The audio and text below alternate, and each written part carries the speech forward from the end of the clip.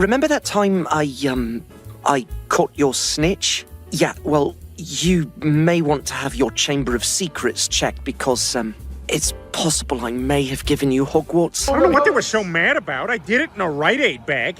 Number 1. Brian breaks his leg in Season 13, Episode 2. Son of a bitch! Oh, my leg! The story kicks off when Brian becomes infatuated with a runner at his local cafe. Every day, he shows up just to catch a glimpse of her, but this time, he's determined to make a move. His brilliant plan, pretend he's a runner too, so he can accidentally bump into her. And 1,000. Phew. 1,000 what? Percent, that's what. You in the game too? You mean running? Let me think what's on my trophies. Yes. You're losing her. Brian's attempts at hitting on women are usually a bit off, but lucky for him, he tends to meet some genuinely nice ladies who still take the time to get to know him. Hi, I'm Chloe. Nice to meet you. Hey, you wouldn't maybe want to grab a bite to eat sometime, would you? That sounds great. Awesome. After a successful chat, Brian manages to score a dinner date and proudly declares, "This is how normal people meet, unlike the time I had to compete with a bunch of guys on a dating app." Hi, I'm Al Harrington of Al Harrington's Wacky Waving Inflatable Arm Flailing Tube Man Warehouse and Emporium. Due to a gut-busting divorce, limited people skills, and significant prodding from my therapist, I am currently seeking online companionship as a short but handsome, slightly hairy, newly single salesman. The guy who talks at the speed of light really will do anything to sleep with as many women as possible. And I would love to attempt to convert my heavily embellished internet profile and carefully airbrushed out-of-date photo into a night of physical intimacy with you! That evening, Brian picks up his date for dinner, but plot twist, she asks him to go for a run before dinner. Brian, flustered and trying to get out of it, realizes there's no escape. Oh, yeah, no, I would totally do that. I've already run like so many K today. Oh, come on, don't be a wimp. This way you'll earn your dessert. After all, when a woman wants to do something, you just go with it, right? So he awkwardly starts running after her, looking like a fish out of water. Hey, is your vision also reduced to just a tiny pinhole? Just push through it, Brian. Once you hit your runner's high, you'll catch your second wind. Runner's high? Yeah, my endorphins always kick in at the top of this hill.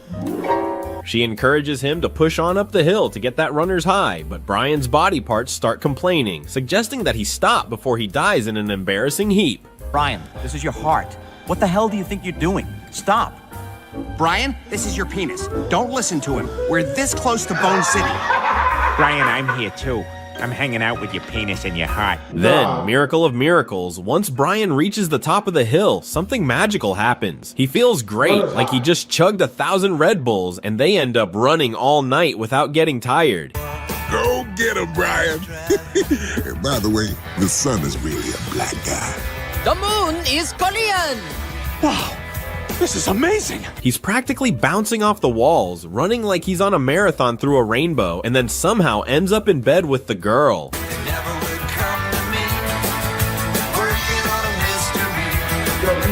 You hit? Oh, Brian, that was incredible. Oh, and of course there's that one little detail, that creepy Korean moon-faced guy who's been spying on their romantic moments. Awkward. Yeah, you hump her real good, Brian. I'm gonna go ahead and close the shades. Hope to God you didn't end up getting yourself some child support from that one. I still see you. After a few days of dating the runner, Brian starts to morph into a professional runner himself, but with a side of arrogance. One evening, he sits down for dinner, proudly putting his feet up on Peter's chair, much to Stewie's horror. That's Dad's chair. He's gonna be mad.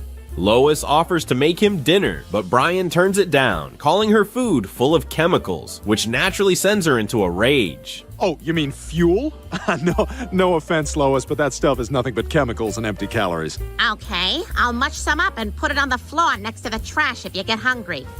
I think you bought girl running shoes. But Brian couldn't care less. He's too busy rallying the troops to cheer him on for the upcoming Quahog Marathon. You know, in case any of you want to come cheer us on, Chloe and I are doing the Quahog Marathon in a couple weeks. A marathon? But what if that sexy boy has another bomb? Meg, ever the skeptic, asks if Brian is sure he can finish the race. Brian, full of himself, confidently replies, "Don't worry, Meg, I'll give it my all, just like Scotty fixing the Enterprise." That's great, Scotty. Mrs. Spock, give us readings on... Captain, Scotty again. Yeah, you're not going to believe this. There is another lever here, too. The ship can literally go 3 times as fast. I'm sorry, I feel like such a capital J jerk right now. Scotty, that guy with the endless psychological issues who kept interrupting the captain, thus failing to fix anything? Yeah, Brian, that sounds like a great analogy. Scotty, it's fine. Sulu, lock phasers. Captain, I just gotta jump in here. We don't have enough dilithium crystals to run the phasers. I've lost all credibility, haven't I? After weeks of running and barely eating, Brian's body undergoes a transformation that is both shocking and tragic. When Stewie sees Brian's new physique in the bathroom, he's horrified. Is it Brian? Oh my God! Oh boy. Hey, could you close the gate? Couple of calves got loose. Pow! Hey, and you're all sinewy.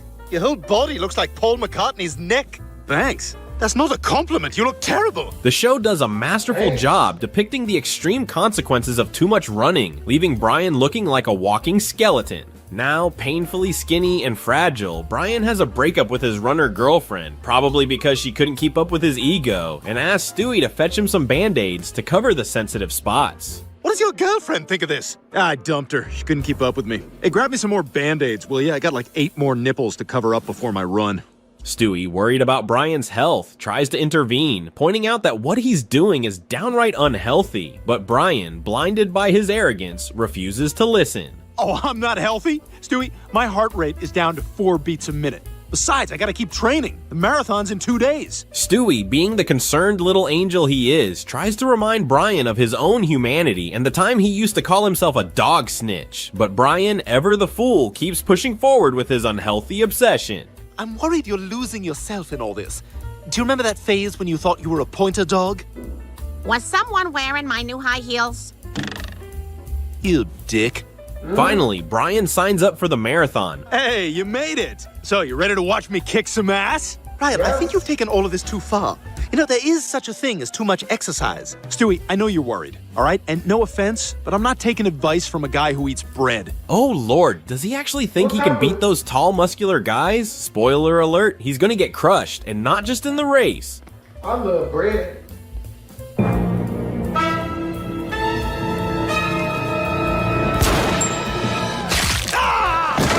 Son of a bitch! Ow! My leg! Watching the jocks trample Brian's pride is oddly satisfying. Help me, somebody! Oh, 16 feet. Brian, why does everything you touch turn to garbage? Maybe, just maybe, this humiliating moment will knock some sense into him, or maybe not. Either way, the karma train has arrived. Number 2, torn apart by wolves and gorillas in season 21, episode 15. So you've all read my book? They had read my book, they just didn't like it. The story kicks off with a massive oil spill caused by a Carter-owned company spilling millions of liters of oil into the Gulf of Mexico and causing environmental havoc. The best part? The 2 whistleblowers are a crab and a seagull, only in Family Guy, right? 2 anonymous whistleblowers blame negligence. They cut corners left and right. This was inevitable. What happened to the oil-covered little crab? He had to leave. Did you eat the little crab? They cut a lot of corners. Immediately, Carter is summoned to a crisis management meeting. His assistant warns him that if he doesn't handle the situation, the company's stock will plummet. But of course, Carter being Carter, he's only interested in using his money to buy everyone's silence. See what I'm doing here? The throw the money at it gesture. Pay someone to do something worse so everyone forgets my thing. They then show him a video from the captain of the sunken ship, suggesting that Carter could blame either the company's second-in-command or, more conveniently, his clueless son-in-law. Naturally, Carter chooses to throw his son-in-law under the bus.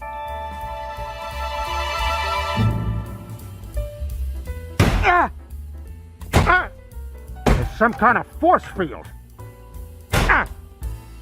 LOIS steps in to defend Peter, so the assistant gives Carter a few other suggestions. Some other options are a donation and a photo op at an orphanage, or building a Holocaust memorial. Haven't those Nazis been praised enough? He immediately heads to an orphanage, thinking a photo op with an orphan child could redeem his company's reputation. Carter quickly finds a young girl to take a picture with, but the girl, being far sharper than Carter, demands candy in exchange. I'm not buying you candy. Go to hell. There's plenty of other CEOs who will.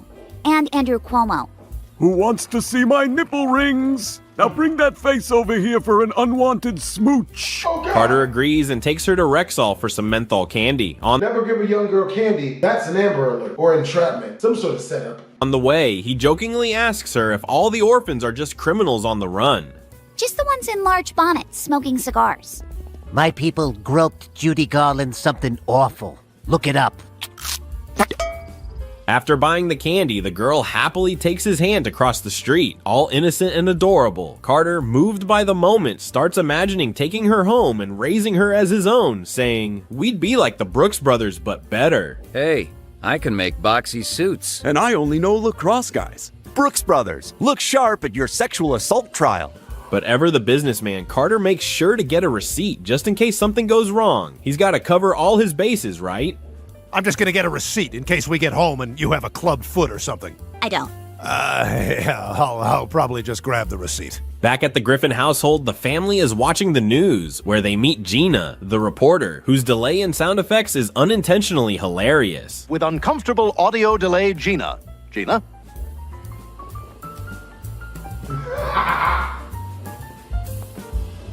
We seem to be having a problem. That's right, Tom. Lois is shocked to learn that her father adopted a little girl, her father who never cared about kids, ever.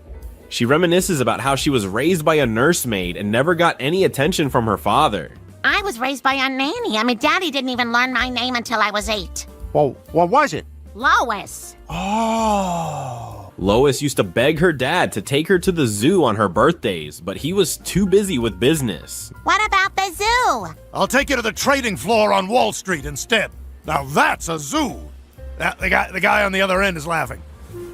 We never made it to the zoo. Now she's determined that the little girl Carter adopted won't suffer the same neglect she did. But when Lois visits her dad's house, she's in for a surprise. Carter is actually very affectionate towards the little girl. He even puts his work on hold to spend time with her, which completely shocks Lois. There's a Mr. Important on the line. Tell him he'll have to wait.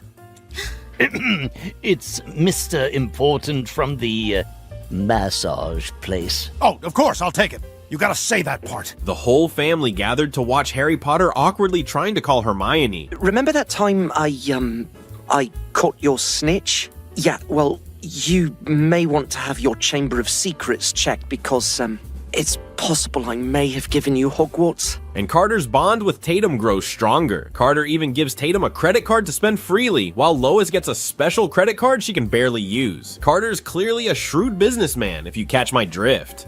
I'm your daughter, too. Don't think for a moment I forgot about you, Lois. I'm giving you this Native American Express card. Why? I think you mean how. That's offensive. I laughed. As Carter dances with Tatum, Lois, feeling a pang of jealousy, wants to join in but is hilariously rejected when Carter farts.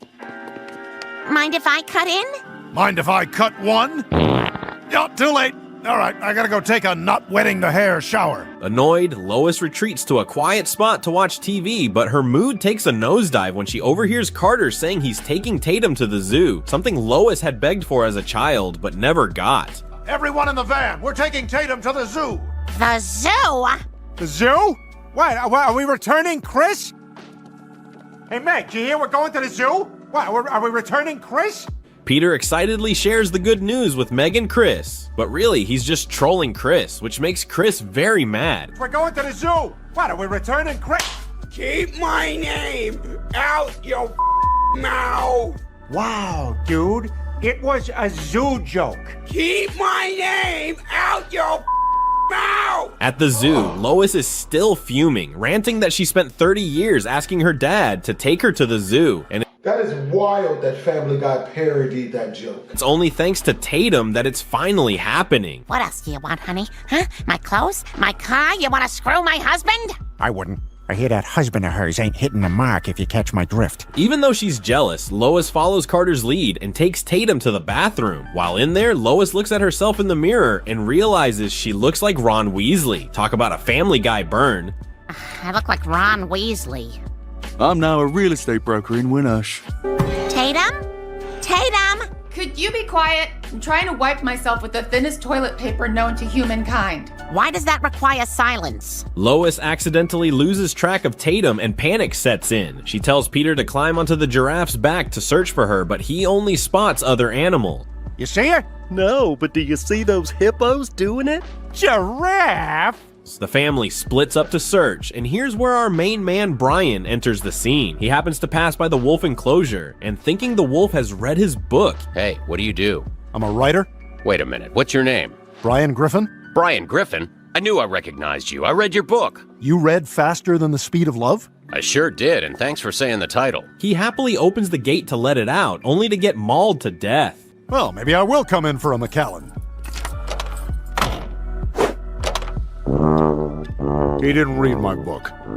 Tatum, meanwhile, falls into a gorilla pit, which sets everyone scrambling. The zoo sends a rescue team, but they fail. Now exiting the pit. Oh, correction, that's just his face. A gorilla has ripped it off and is wearing it, and is now walking out of the park. Say, could you direct me to your town's banana district? With no other options, Lois bravely dives in to save Tatum, using the most bizarre tactic ever. She starts recounting one of her weird dreams, which scares the gorillas into backing off. You know, I did see a Facebook post of him from like a month ago, so maybe that had something to do with it. Let's just go. No, I want to hear how this ends, then tell her my dream. But of course, Brian, still a hopeless fool, decides to follow suit and enters the gorilla pit, asking the gorillas if they've read his book. Predictably, he gets torn apart, but on the plus side, at least the gorillas have read it. So you've all read my book? They had read my book, they just didn't like it. Number 3, torn to shreds by a cat in Season 20, Episode 5.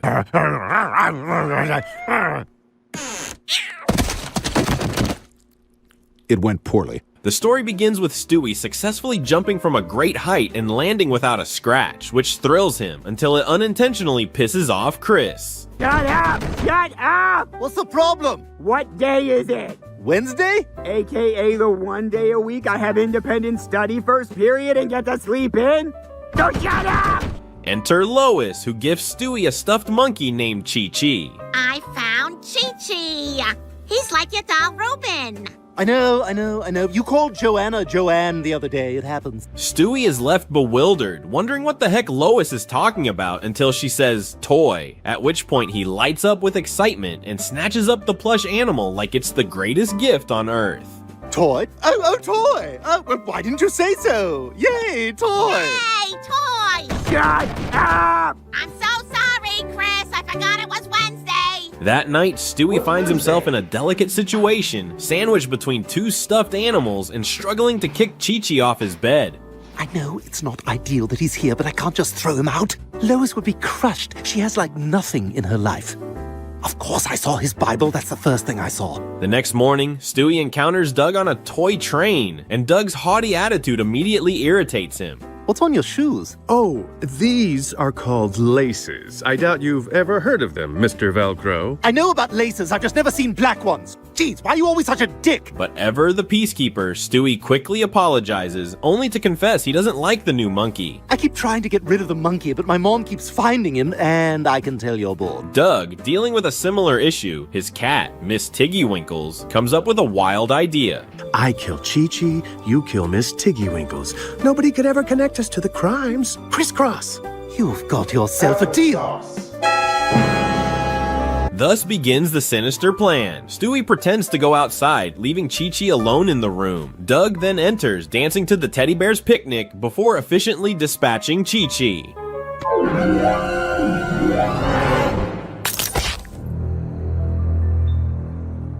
Good night, Moon. Oh, God, Stewie's so basic. When Stewie returns, he finds the stuffed monkey dead. He then acts like a professional actor, pretending he had nothing to do with it, and calls Chris for help. For God's sake, what now? So I was out on my walk with Jane, Allie P, and Allie R. Both got disastrous haircuts yesterday. Obviously, that stays in this room. And I just came in and found Chi-Chi like this. Unfortunately, he disrupts Chris's precious Wednesday routine, sleeping in for his independent study day. Sleep. Sleep! Oh, you're a quick study. Chris, your alarm is going off. I know! No! Next, Stewie visits Doug's house to take down Miss Tiggywinkles. However, upon entering, Stewie is immediately distracted by a blackboard. Whoa, chalkboard wall? No way! The only limitation is my imagination.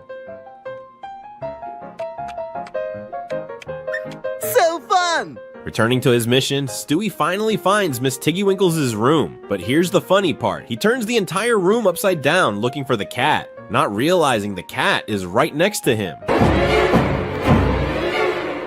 Get away from me now! Oh my god! I can't read! It's only when the owner feeds the cat dinner that Stewie realizes Asterisk Miss Tiggywinkles. Asterisk isn't a stuffed animal after all. It's a real cat. Here you go, Miss Tiggywinkles. Miss Tiggywinkles is a real cat! You know what? I can do this. Gathering his courage, Stewie tries to stick to the mission, but of course, being the good little kid he is, he just can't bring himself to harm the cat.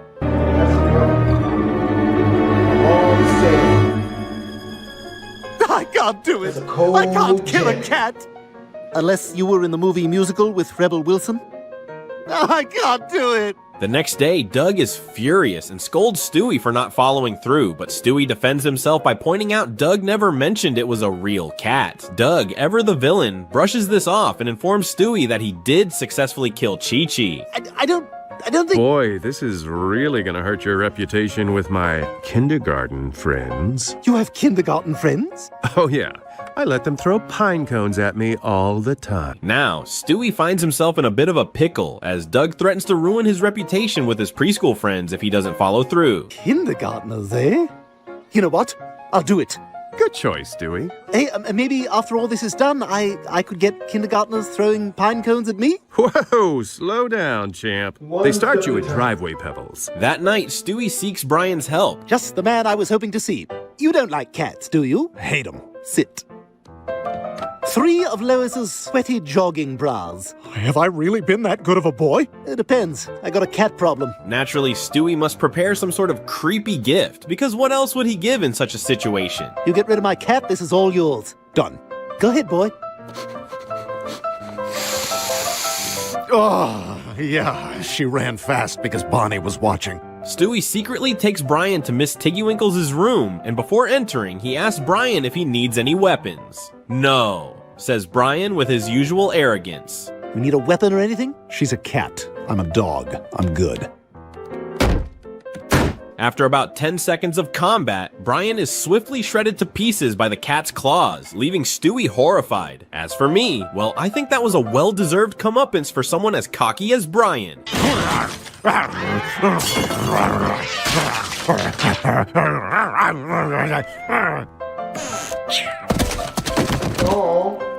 It went poorly.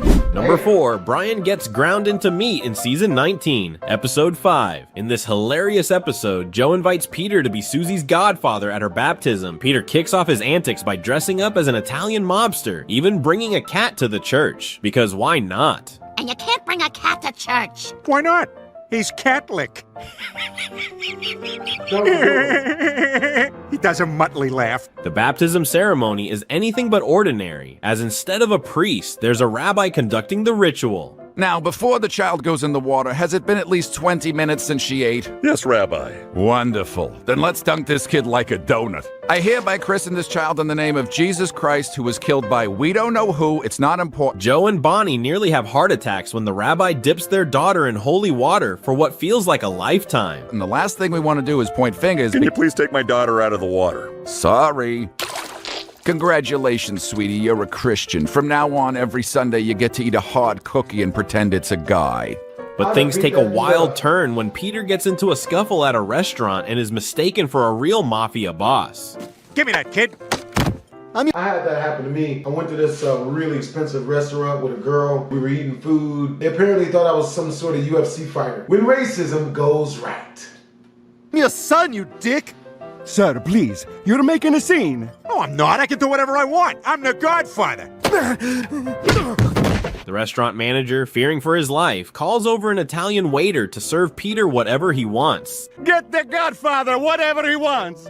Godfather? There's a new Godfather? Oh, look at the wall. Why does Venice always look so terrible? Back home, Peter started to act like a true Italian. He touched his kids' cheeks and encouraged them to go out a little more, of course, except for Meg. I'll be touching faces a lot more than I used to. My boys. My bambinos. No touch. He even hires a ridiculously good-looking bodyguard and convinces himself he's totally oblivious to the romantic tension between Lois and the bodyguard. But let's face it, Peter can't resist when he catches Lois getting cozy with the guy. You look very nice today, Vincenzo. Hey, she gave you a compliment. What do you got, cotton in your ears? Answer it. Yeah, meathead. What's with this guy, pup? As the head of the Italian community, Peter refuses to let store-bought pasta sauce anywhere near his house. The audacity. Peter, what the hell? That was a Prego. Yeah, and Prego means you're welcome. It's a very cocky name for an average pasta sauce. The rest of this is just jokes, but that's kind of a good point. When Chris annoys him, Peter sends him to Italy for 5 years to teach him a lesson, because nothing says family bonding like shipping your kid halfway across the world for a time out. Mario Batali, El Gruppo Buco de Beppo, Ford Coppola. What does that stuff mean? Mamma mia! Peter quickly roped in his best friends to join his mafia gang. And yes, you guessed it, Joe, a cop, somehow finds himself in a criminal organization, because why not? And Joe, you're a cop. How are you okay with any of this? Are you asking an Irish cop why he's corrupt? Question withdrawn. They get involved in all kinds of illegal activities, even hijacking an entire airplane. We discussed laying low, but not everyone agreed with that. Be careful with this. We stole it. When Peter runs into Brian at home, he warns him that as the new mafia boss, he's gonna treat dogs badly, but Brian doesn't seem too fazed until Peter eats Brian's favorite chicken, and then things go south. Now where's my chicken parm from last night? Oh, I ate it. You ate it? Yeah, there was no name on it. It was just sitting there. Is there a problem? No problem. As Brian steps outside to go for a drive, Peter unexpectedly attacks him from behind. Luckily, Lois returns just in time to save Brian's life. Peter, I'm home from the market. I got steak sandwiches on ciabatta. Oh, that's way better than chicken parm. I'm gonna have it with my last can of cream soda. Actually, I finished that too. However, Brian makes the rookie mistake of drinking Peter's soda, and Peter decides it's time for some mob justice. He enlists Quagmire, who hates Brian, to take care of him permanently.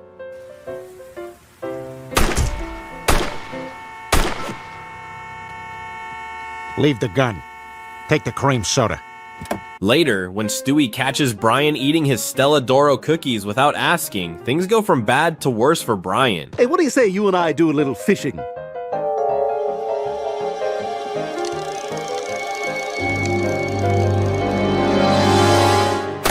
Meanwhile, Joe starts worrying that they might be dealing with a real mafia, and sure enough, Peter begins to receive ominous warnings that he's in over his head. Seeing an opportunity to take down the crime ring... Oh, thank God. The mafia doesn't hate me. You's dead, fat ass. Love the mafia. Oh my God, the mafia does hate me! Joe convinces Peter to wear a wire to help the cops bust the gang. But Peter realizes that his kids could get hurt in this mess, so he warns Chris about the looming danger. Un momento, Vinny Testaverde con Carmine Ragusa. Ciao, Francesco de Napoli.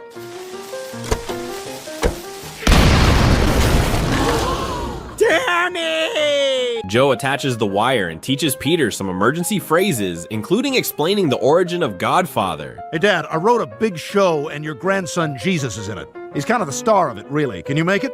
Look at you. I'm there, pal. When is it? When's the big show? It's Good Friday. Oh, don't say Friday. I was afraid of that. The irony is thick when Joe gives Peter a crash course on the mafia, making it clear just how bad the Godfather is. Well, there's kind of a postscript to the story. Maybe you could catch that? Oh, you betcha, slugger. It's on Sunday. Oh, you're kidding. Doesn't anyone do anything on Tuesdays anymore? Listen, I'm getting pulled into this meeting right now, but good luck with your thing.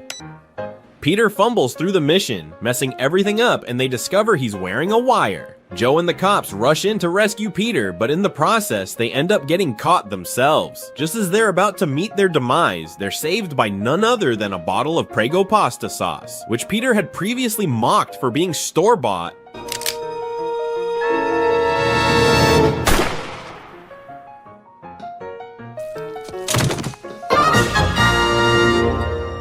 Oh my God! Thank you! Prego.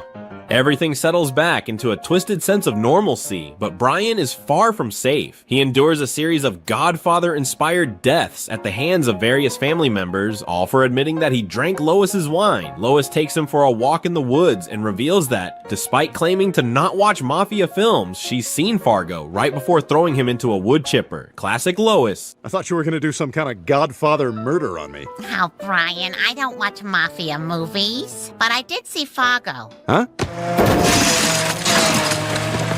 Number 5. Brian the dog manages to break all 4 of his legs in Season 19, Episode 10.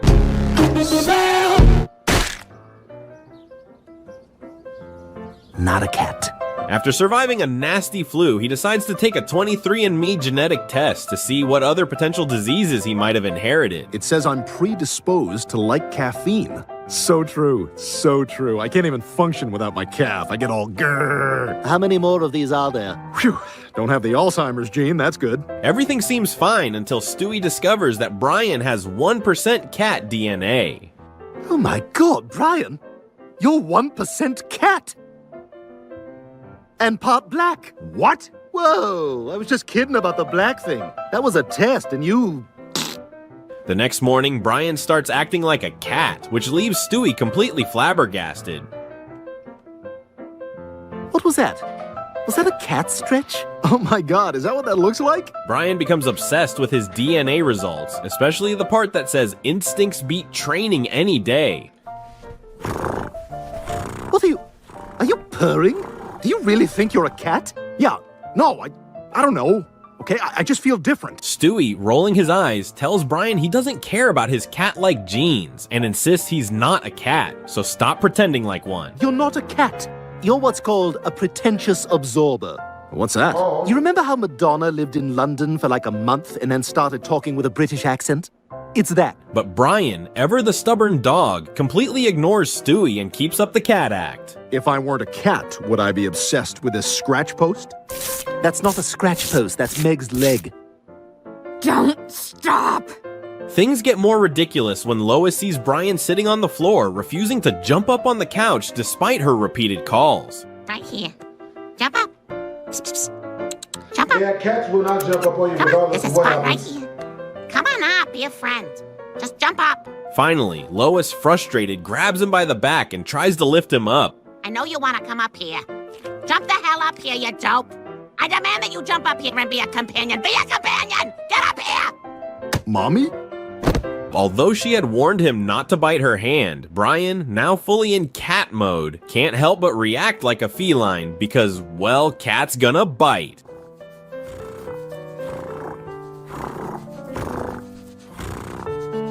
Ow! That's it! I'm gonna go online and buy you a $70 toy you'll hate.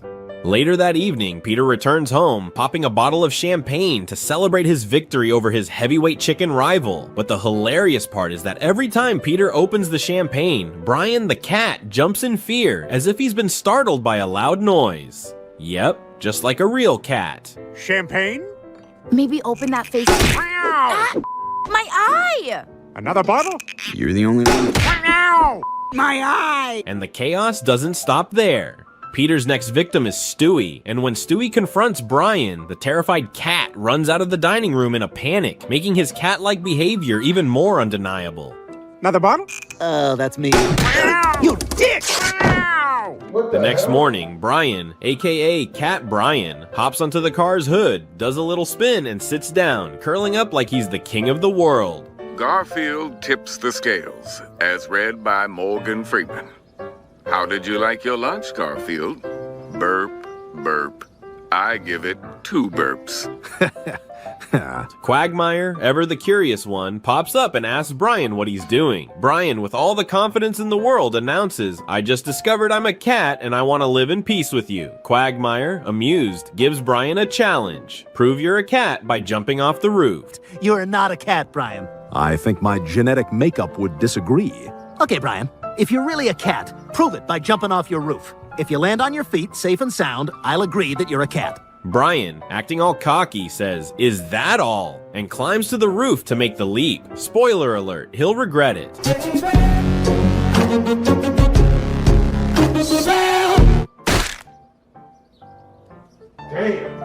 Not a cat. After the most ridiculous jump ever, Brian ends up wrapped in bandages like a mummy, looking like a sad, broken cat and feeling a little embarrassed by his own stupidity. Stewie, being the great friend he is, realizes Brian's going to need some time to recover. Yeah, I've been hurt, but even I've never broken all 4 of my legs at the same time. Damn that. So he brings him a new audiobook to distract him from his delusions of feline grandeur. Marmaduke, as read by Benicio del Toro. Marmaduke, get out of that bathtub. You look like a idiot. Please take this off my head. And because Stewie is a good friend, he even prints out a new test result for Brian, so he can finally let go of his I'm a cat fantasy. 15% terrible writer, 18% alcoholic, 10% Snoopy, and 2% great guy. Thanks, Stewie. I'm ready for another Vicodin and peanut butter now. The moral of this video is never put band-aids on your nipples. At best, you'll look weird. At worst, someone will call the police on you. From their frustrating search for a Thanksgiving turkey to competing for Lois's attention, here are Brian and Peter's 10 craziest fails together. We begin with the episode Brian the Closer. After a friendly perverted banter... But if you also put in Edward Furlong's movie, Pecker, you got Pecker and Dick in the glory hole, and you got a tight squeeze, but it ought to fit. Apologies if you feel that's offensive.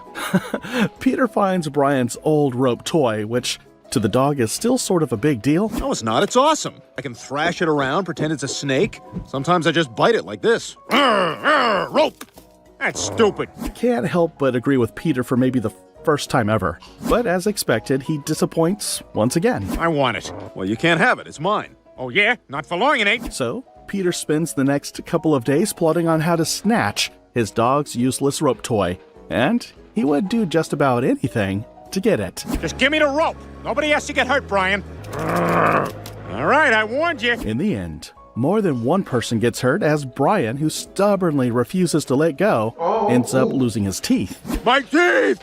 Oh, man, I'm real sorry about your mouth, Brian. Nah, you ain't. Brian tries to convince Lois to take him to the dentist, but her reply is anything but kind.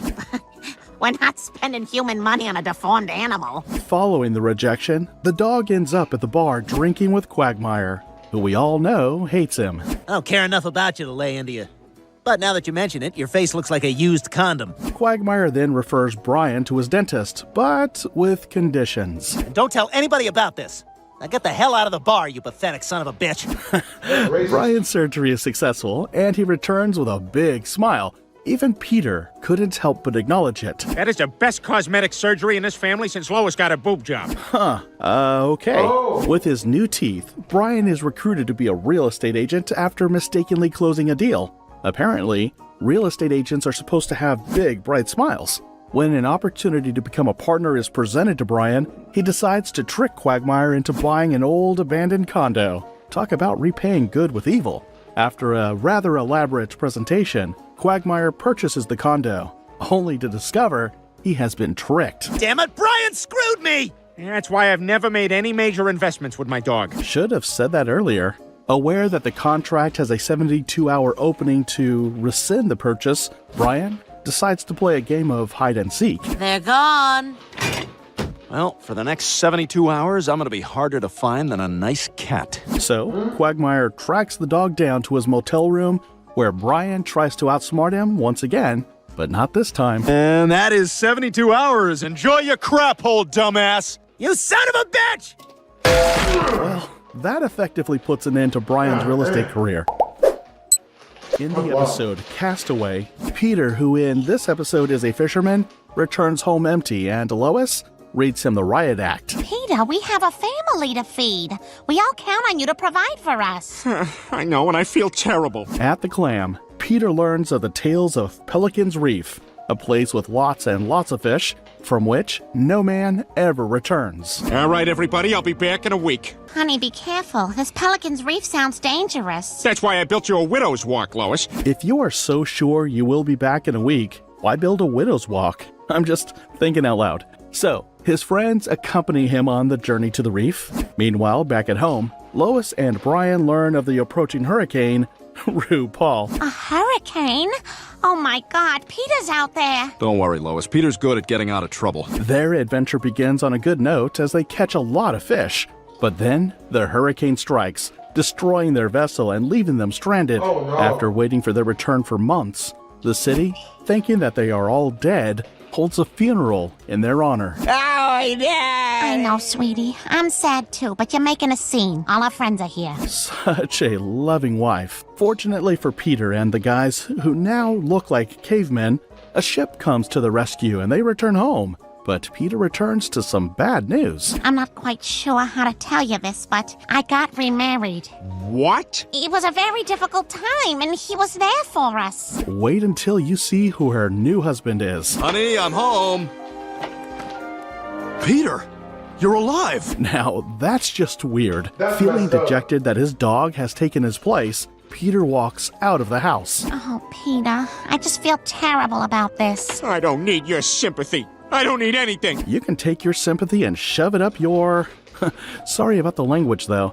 Peter decides to fight for his marriage by lying down naked in the living room. Peter, I know what you're trying to do, but it's not gonna work. I'm married to Brian. Peter's plan works because Lois is kinda cheap, and they end up traumatizing Stewie. Meanwhile, Peter must have done it really good because Lois starts sneaking out to go get some more. Unknown to her, Stewie recorded her and Peter doing adult stuff, and he plays it for her new husband. My God, how could they do this to me? Can't believe Stewie would choose Brian ahead of Peter.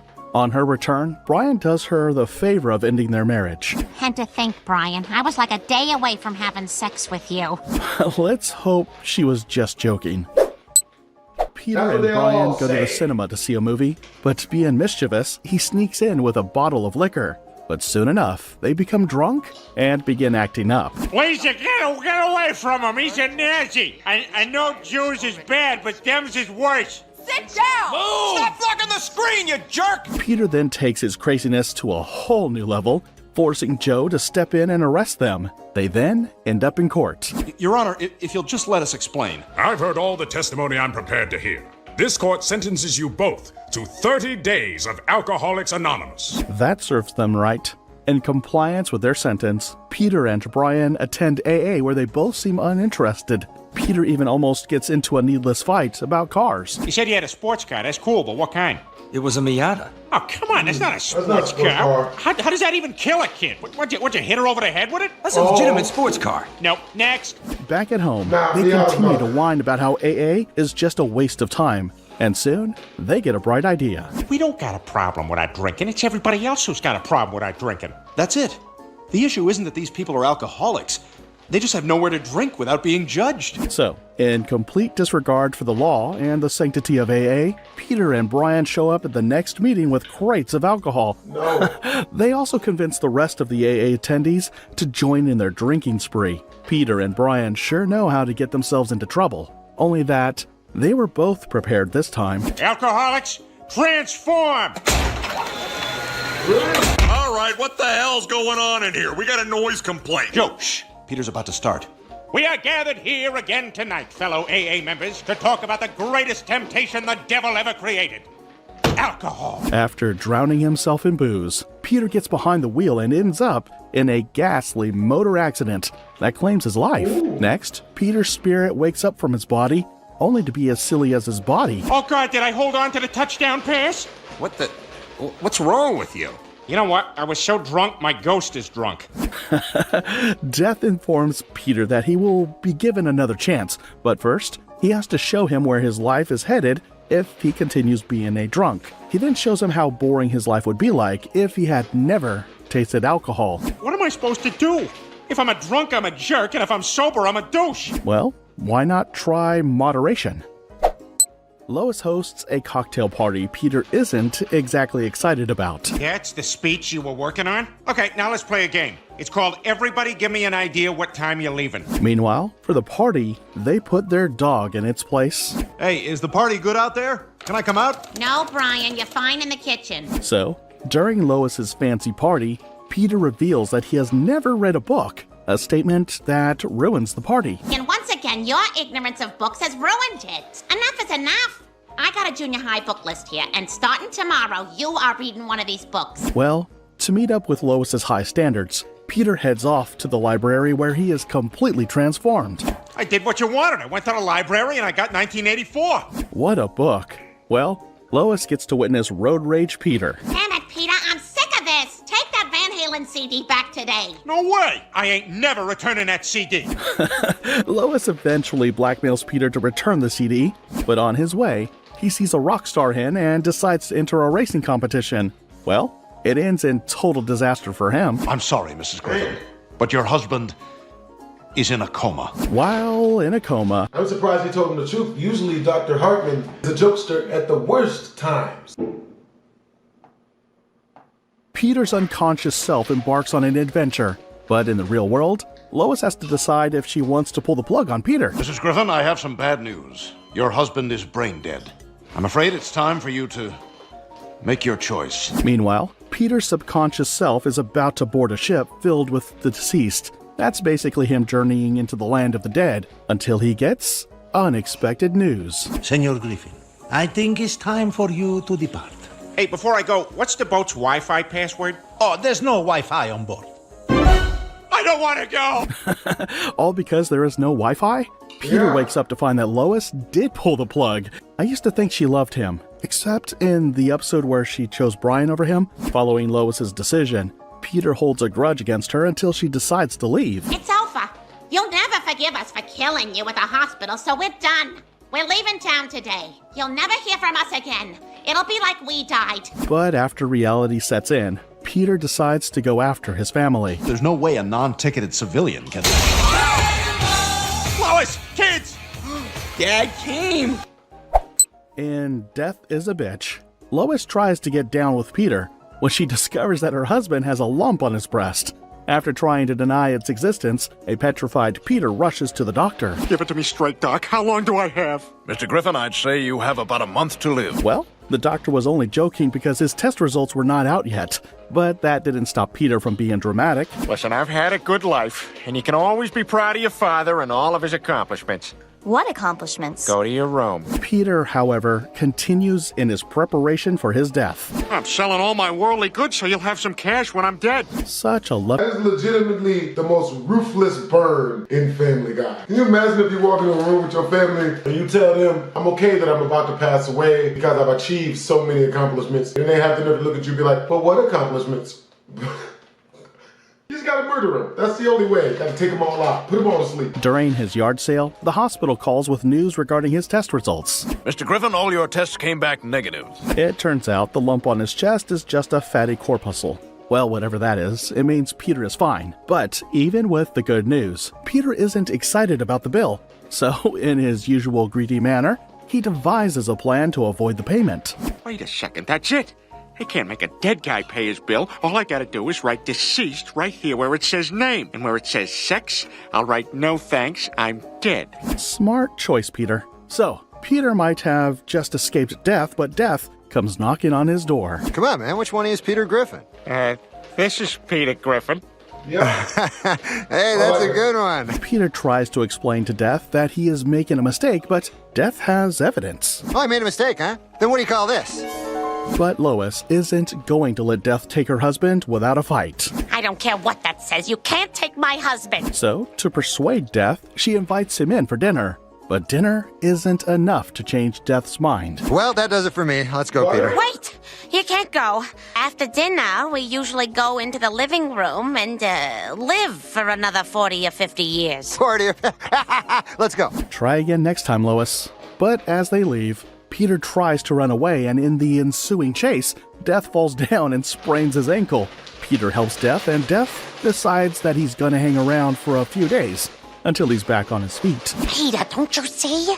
As long as he's here, you can't die. Death, however, has a warning for Peter. You can't tell anyone I'm here, for if humanity discovers I'm no longer lurking in the shadows, the consequences will be dire. Armed with that knowledge, Peter does every crazy thing he can do since he knows Death is on a break. Peter, are you saying that if I shoot you in the head with this Channel 5 pistol, you'll be completely unharmed? Why don't you, give it a shot? Since Peter ignored his instructions, Death decides to punish Peter. This is all your fault, and there's only one solution. You have to go out there and do my job. You have to be Death. Well, Peter fails in his first mission as the Grim Reaper, but Death isn't so mad at him because, thanks to him, everyone now knows that Death still exists.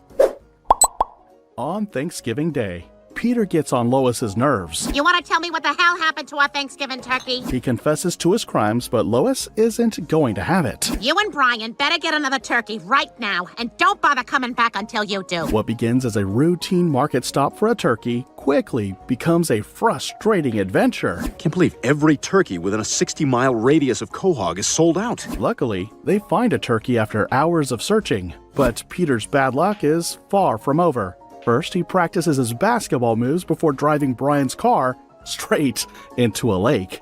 With Brian almost drowning, Peter shows just how selfish he is. Peter, what the hell? You chose a turkey over me? I almost died!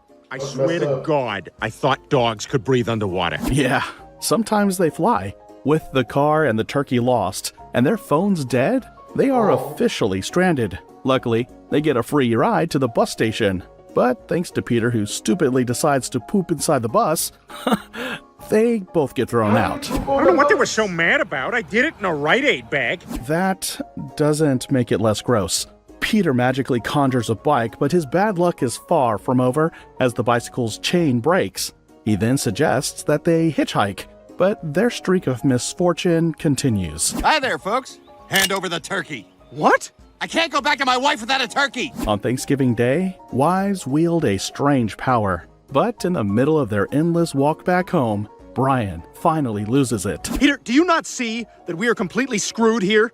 And it's all thanks to you. And we don't have any transportation. Being scolded by your dog for your irresponsibility? I never saw that coming. Peter then confesses that he ate all the turkey himself and set him up. You son of a bitch! How could you do that to me? You're a dog, Brian. I can throw you off a bridge, and as long as I don't hit a person on a boat, it's okay. That's mean. Now very pissed, Brian walks away from Peter, but Peter wouldn't let him be. Desperate to save his ass from trouble, Peter comes up with one more bad idea. There's our answer. We break into the zoo, steal a turkey, bring it home. We're heroes. As you must have already guessed, it's not as straightforward as Peter thinks. Yes, they find a turkey, but catching a turkey can be complicated. Brian even ends up in a lion's den, and Peter comes to his rescue. Turns out, Brian isn't just a dog to Peter, and he does care about him. Concerned about her upcoming SAT exams, which she is obviously unprepared to take, Meg tricks Brian into taking the test for her. In fact, you're so smart. I thought you'd be the perfect person to maybe take the SAT for me. What? I thought she was about to ask Brian to take her virginity. Whew. We gonna edit that out. That would be wrong. Well, I suppose you may look at it that way. But a wise book once said, with the heart at stake, right and wrong is a stake through the heart. I don't know what that means, but Brian wrote it and Meg's scheme works out perfectly. Wow, ensnared by my own verbal trap. Well played, me through you. All right, Meg, I'll take that test for you. Surprisingly, none of Meg's classmates or even her teachers could tell the difference. All Brian had to do was put on her cap. Apparently, Meg doesn't look too different from her dog. Meg gets her SAT results and it's far from what she expected. That's the worst score in my class! What? Damn it! Why did I ever think you were smart? I'll admit, I too used to think Brian was smart. The SAT results messes with Brian's confidence, and Peter sees it as the perfect opportunity to recruit Brian into the League of Stupidity. Don't feel bad, Brian. It's fun being stupid.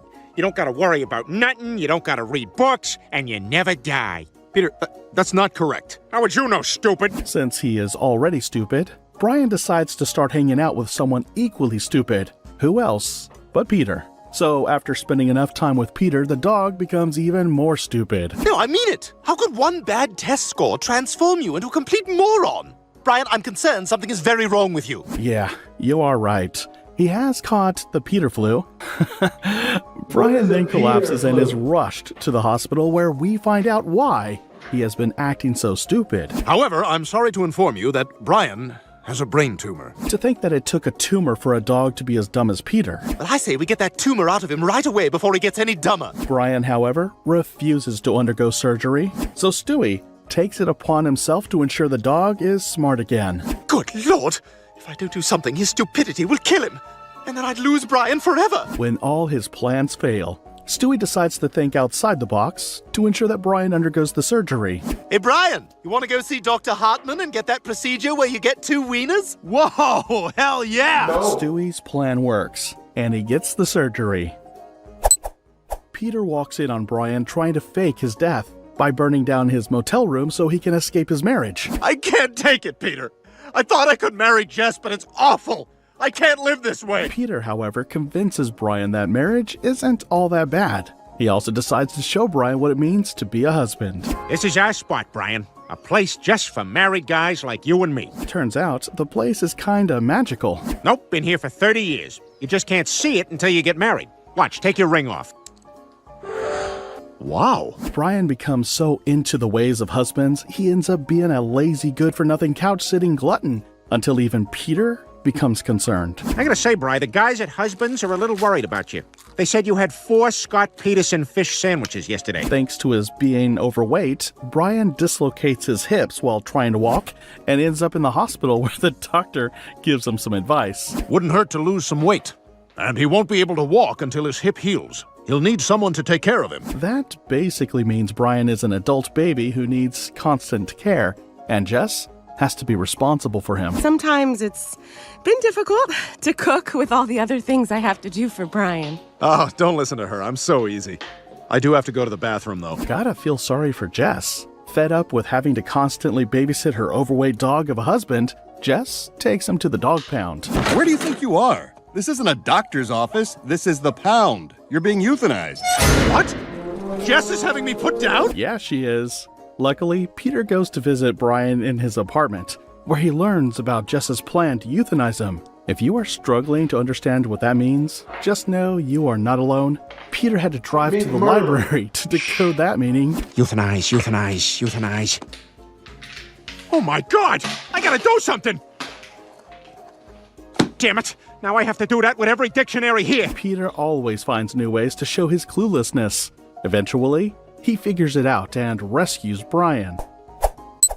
While hanging out with Quagmire and Joe at the Clam, Peter complains about being tired, and Joe suggests that he drinks Red Bull for energy.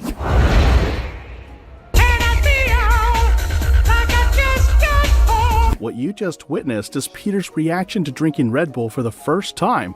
But I should warn you, what you are about to see next is way worse. Hey, what's up, party people? Ah, what the hell are these things? Curtains or something? Boring! Hey, here's my little man! Peter quickly becomes addicted to the burst of energy that comes from drinking Red Bull. He becomes a constant nuisance. He even appears on a live TV game show where he does the incredible. Go ahead, Peter. Close as you can to $1 without going over. Oh my God. Whoa, paramedics, come on down! Now that's way too much energy. So, to stop her husband from going crazy, Lois disposes of all his Red Bull, but Peter isn't ready to quit just yet. What are you doing, Peter? I'm making my own Red Bull. Lois can't stop me from experiencing the manic highs and lows my body demands. But since Peter, as we all know, is very silly, he decides that he needs an extra punch. Kerosene is fuel, Brian. Red Bull is fuel. Kerosene is Red Bull. You can already tell this won't end well. Oh, Peter takes his homemade brew and collapses, only to wake up in the hospital where the doctor informs Lois that Peter has total kidney failure. Dialysis? Is there any other way? Yes, there is. No. We'll do the dialysis. So at the Clam, Joe and Quagmire advise Peter to miss his dialysis so they could watch one of their favorite shows together. Yeah, it's probably just like missing an antibiotic. You just take the next one. Yeah, you're probably right. No, he isn't. In fact, he couldn't be farther from the truth. In no distant time, Peter collapses and ends up in the hospital again. Lois is worried about his condition, but the doctor assures her that Peter is on the list of those waiting for an available kidney. However, there are a lot of people ahead of him. Lois then volunteers to give Peter a kidney. But unfortunately, she isn't a match. Brian volunteers and he turns out to be the perfect match, but it's not that straightforward. As a dog, Brian's kidneys are smaller and don't have the capacity of a human kidney. For the procedure to work, we would need to transplant 2. To save Peter, Brian decides to sacrifice himself, but Stewie has other plans. We're at the playground, Brian. I kidnapped you. You and I are going to spend the rest of our lives living right here under the slide. What follows is one of the rare occasions where we see Stewie get emotional. Eventually, Brian makes it to the theater, but just before the surgery, they get some good news. Well, you see, Mrs. Griffin, I found another donor for your husband. Well, both Peter and Brian get lucky. In the middle of a heat wave, Peter walks into the house to announce that this year's Rhode Island Dog Show Championship will be held in Quahog, with a first prize of $500. With the heat in full swing and the family in dire need of an air conditioner, LOIS has some ideas. Well, if you won, we could use that money for a new air conditioner. Hey, Brian, you could win for sure. Brian is, however, unwilling to participate, but the family manages to convince him. But first, the dog would need some training. Okay, let's go over the commands. Sit. Good. Roll over. Peter, I'm already schwitzing like crazy here. Let's call it a night. I don't think Brian is really interested in the training. So, the day of the championship finally arrives, and although Brian is putting on the brand new Italian collar LOIS got for him, the dog is low on motivation. I don't think I can do this. You can't back out now. Look, how about a pill? Something to relax you before you go on. Oh, by the way, say no to drugs. After a really impressive start, Brian's pride takes over as the dog refuses to continue with the routine when Peter asks him to do some dog stuff like begging for a treat. Come on, Brian, we had a deal. Yeah, well, the deal's off. Me and the little shred of dignity I have left will be waiting in the car. I almost forgot to mention that Brian's a dog with high standards. The drive back home is an absolute torture for Brian, and Peter continues to accuse him of not caring enough about the family. Pull over now. Fine. Oh, God. Brian, don't do this. Now on the streets alone, Brian is arrested by a cop after he fails to provide his license and his dog leash. Sorry, sir, but leash laws are for his own good. The fine is $10. You behave, little fella, you hear me? But instead of being grateful to Peter for coming to his aid, Brian continues in his foul, disrespectful attitude. Oh, look at you, big man. Can't even afford to buy an air conditioner for your family. The next morning, Brian, who's still holding a grudge, becomes even more disrespectful. Oh, eat with us, Brian. I made cinnamon buns. May I have one on a plate, or is Peter planning to balance it on my nose? Following a big argument, which is really all about nothing, Brian decides to leave the house. But the dog soon discovers that life outside isn't as pretty as it looks. Get away from me, you crazy animal! Do you want me to be a crazy animal? Okay, I'm a crazy animal. Talk about having dignity. I wonder what's more degrading, performing at a dog show or attacking random strangers on the street. Unfortunately for Brian, he gets arrested and is sentenced to death by lethal injection. But Peter isn't going to give up on his dog. Thanks to Peter, the city council agrees to listen to Brian's case, and Brian decides to represent himself. But being a dog makes things even tougher. Why are we listening to a dog? Take him away! Meanwhile, Peter, now having understood the systems of the world, and comes to the rescue. I'll give you each $20. Deal, he can go. That should teach Brian a lesson on humility. The moral of this story is some people shouldn't hang out. Hell, that's how Lil Durk and King Von went to jail so many times. With that being said, make sure to comment, like, and or subscribe. It's your boy BlastphamousHD. Peace.